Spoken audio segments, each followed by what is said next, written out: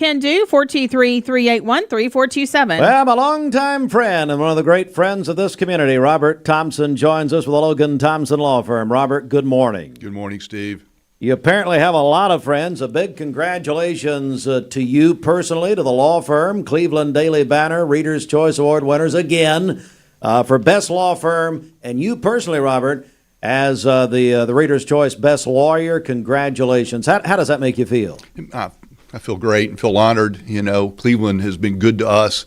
We love this town and enjoy what we do, Steve, and enjoy working with the guys there at the firm. So we're very honored, very humbled. Well, and now, Robert, as I say, I was talking with Tim Hewitt last week, and look, no matter what the issue is, most of the issues now, your firm has grown so much and so many new attorneys, you guys can pretty much handle it no matter what it is. And that's a great point. I mean, it's a phone call away, whether it's a criminal case or a divorce case or a breach of contract action. I've got somebody on our team that I can pick the phone up, give a ring to, and we'll get a good answer and give some good advice. Speaking of which, I do want to talk about something we may not think about all the time, but something that's so important, especially right now, contracts on construction work. And so basically, Robert, let's start with the basics. Why is it important? Well, okay, last time I was here, we talked about the importance of having adequate uninsured motorist coverage. You remember that? I do. And I got several calls from folks that said, thank you. I checked with my insurance broker, and I had these minimum limits of $25,000. And of course, we encourage the readers and your listeners to increase those amounts to $100,000. And that was good advice. So today I thought I would just dovetail that into the question about why is it important to have a contract, because those are the calls that I'm getting more and more often. Sometimes it's from a contractor, Steve. Sometimes it's from a homeowner saying I was going to build a garage or a boat dock or a house. It was going to take X number of months. It's now been a year, or it was going to cost X number of dollars, and it's now 2 or 3 times that amount. So my first question to them is, do you have a written contract? And unfortunately, so often they do not. And why is that important? Well, first of all, it defines the deal. You know, the scope of the project. What are you going to build? You know, what's the size of the structure? What's the price going to be? What's the materials going to be?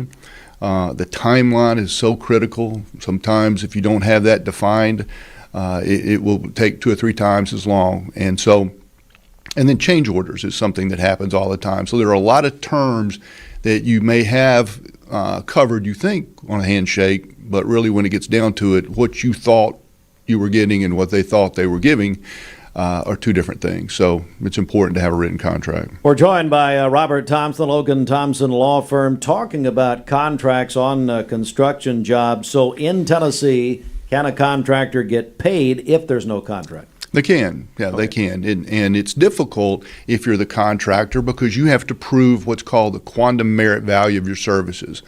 I built you this garage, and the contractor will say, I think it's worth $150,000. The homeowner says, no, I thought it was going to only be $75,000. So how do you prove that? I have to go out and bring in an expert witness that will testify as to what the value of that services truly is, and that's why it's so important, again, to have that contract. So really a lot of risk on both sides, is that right? There is. Without a contract. Always. And if you think about it, people come see me and maybe the dispute's over $15,000 or $20,000, which is a lot of money.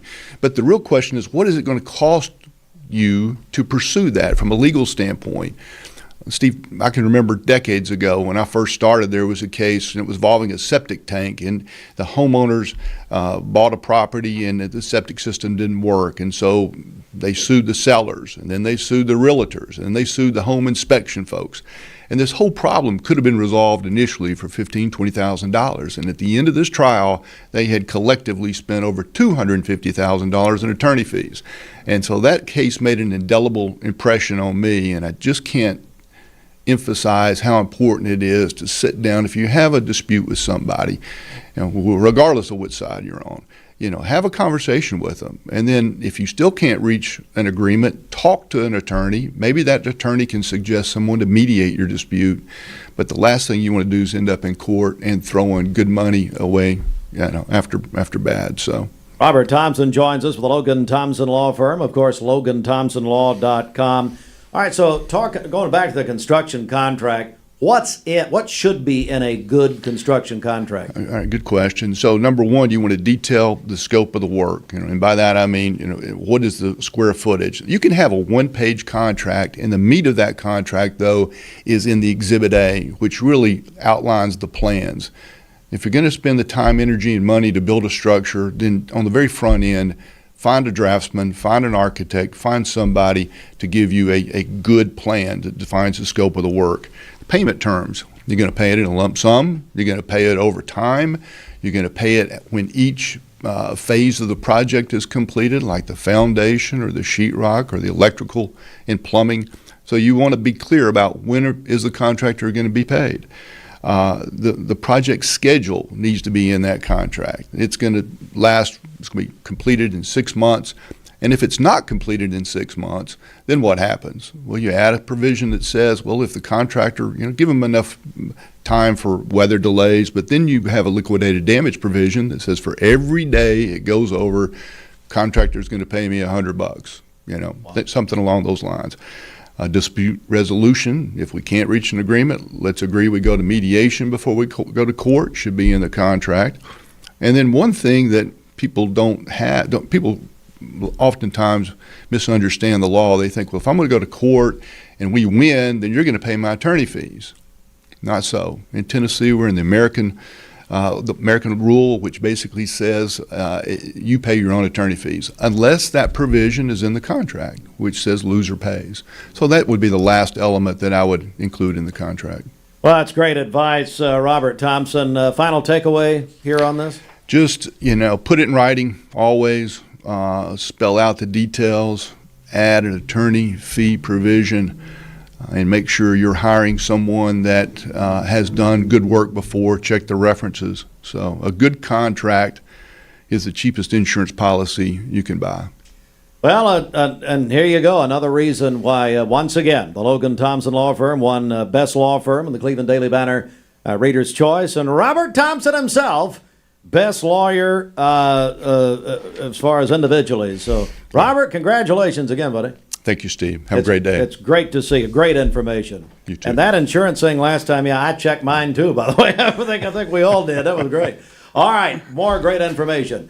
A reminder, you can go to LoganThompsonLaw.com for all the information. We're back in just a moment here. This news update is brought to you by AAA